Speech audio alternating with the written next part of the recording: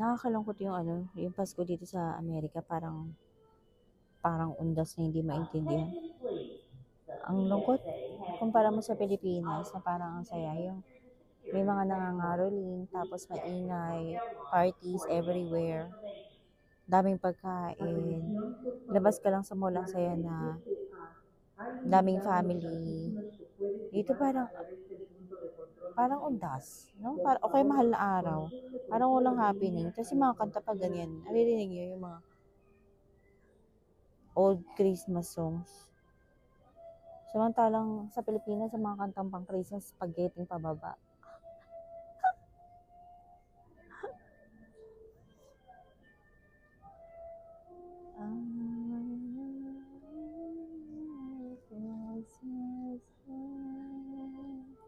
It's not snowing here in California where we're at.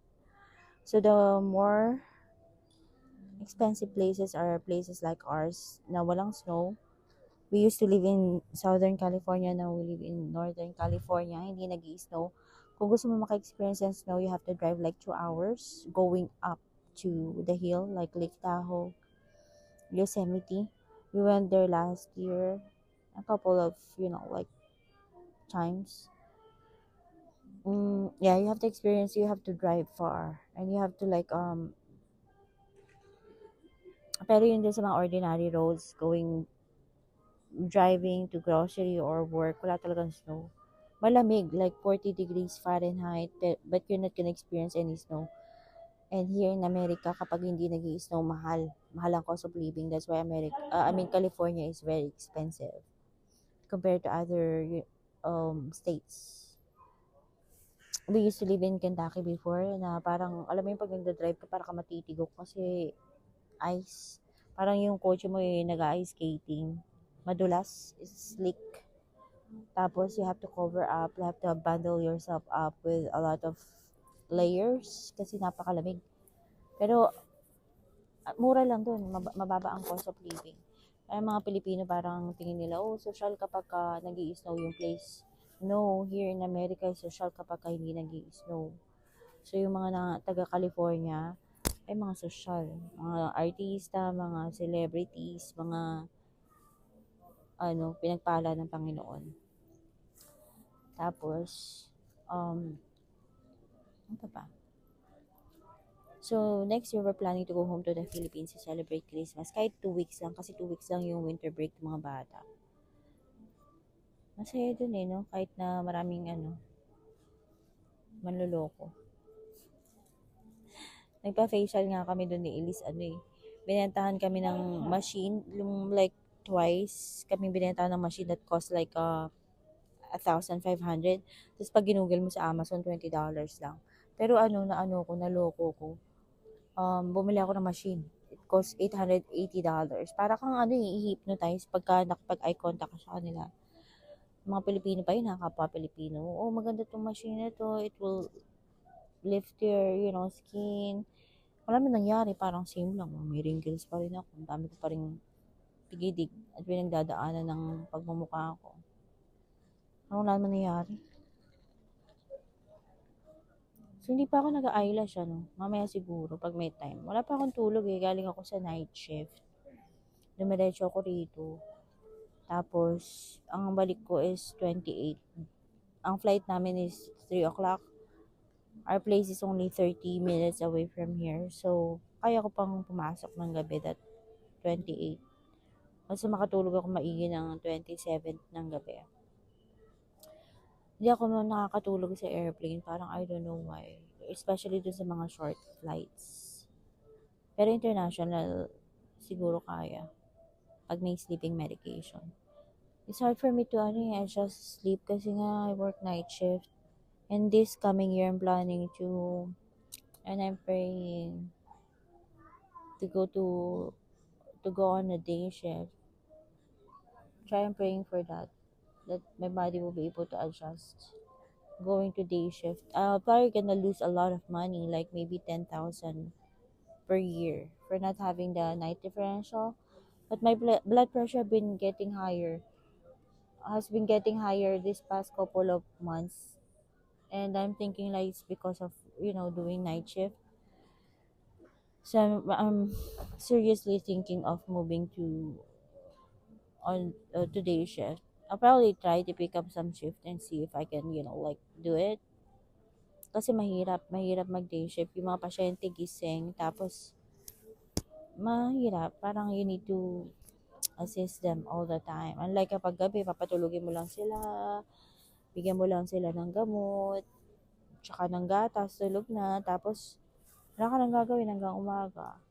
Pero ang kapalit nun yung health mo, ang kapalit nun yung in the long run, pagbabayaran mo yung parang pag-iksi ng buhay mo. Ayoko pa matigok. No, try no.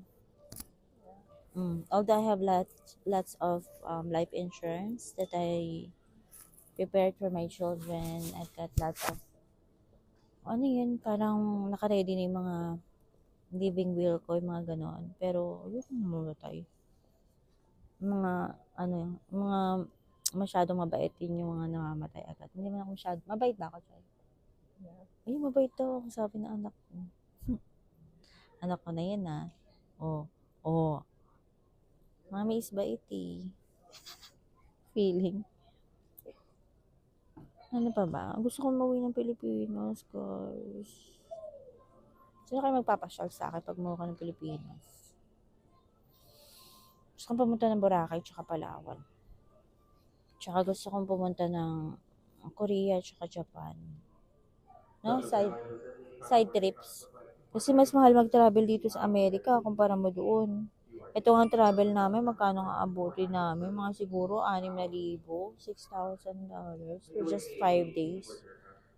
May ang laki na nun sa Pilipinas, siguro mga ano mo na yun. Nakapunta ka na ng Palawan ng 3 buwan. Tapos nakapag Boracay ka ng buong pamilya, buong barangay.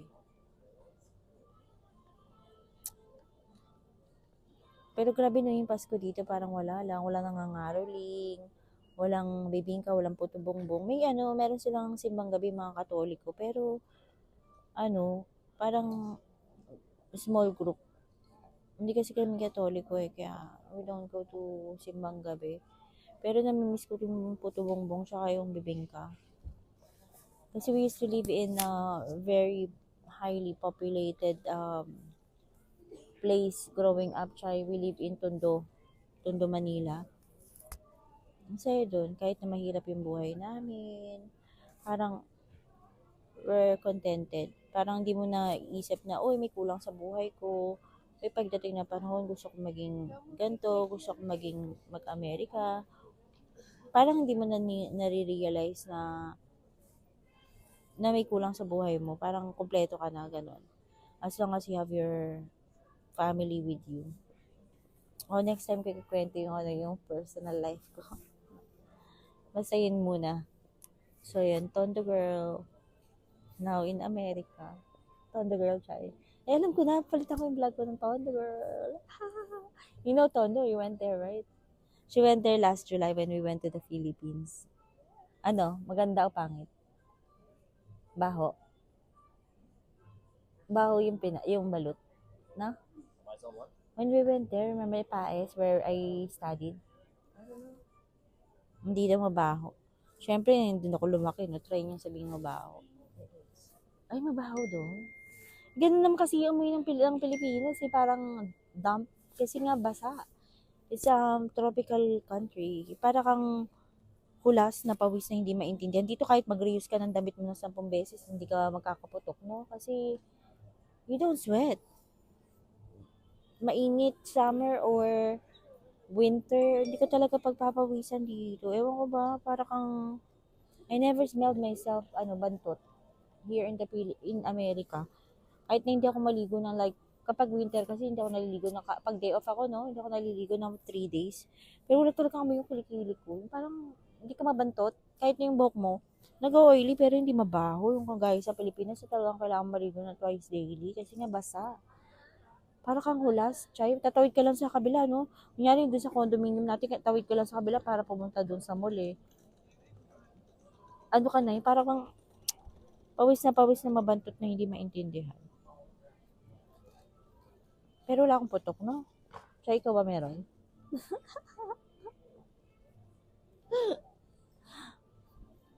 Ay, meron akong double chin. Nakakaasar. Kita sa video. Galing ko nga ng konti. Chay-chay. Eh, ba't ang tagal natin mag-board? Napapansin ko lang. Nantok na ako ha. Gusto ko na matulog. So, mag-check-in kami sa hotel na may free breakfast para diretso na kami sa mga gagalaan namin.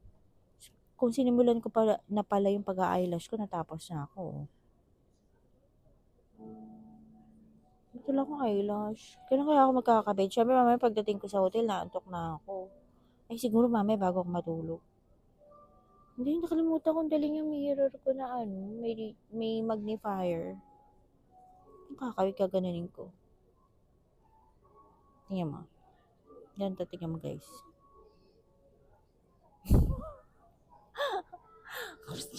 Tingnan mo, Chay.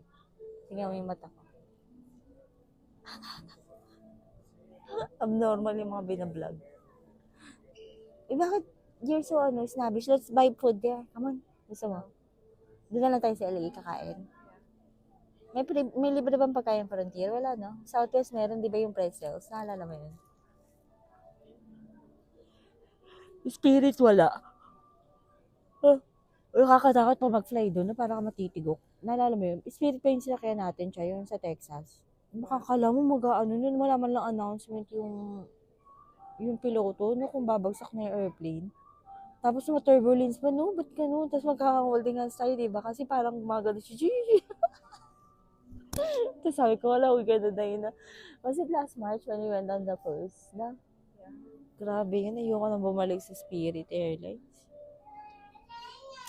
Parang kang matitigok na hindi maintindihan. Ay, ang ganda ng ano ko. Pinahinga ko muna yung ano ko eh, yung pearl na necklace. Ibaliktad yung necklace ko. Dalawa to eh, I layered it. Diba? Dalawa siya, isang ganito, tsaka isang to. Ito manipis lang to. Ewan ko nga kung totoong gold dito eh. Totoo kaya to? Gugutom na ako, Chay. Muli kong kain, umaga. Kalimutan pa kong kainin yung avocado ko. Sira na yun nasa ref. Teka guys break muna ako. Feeling vlogger.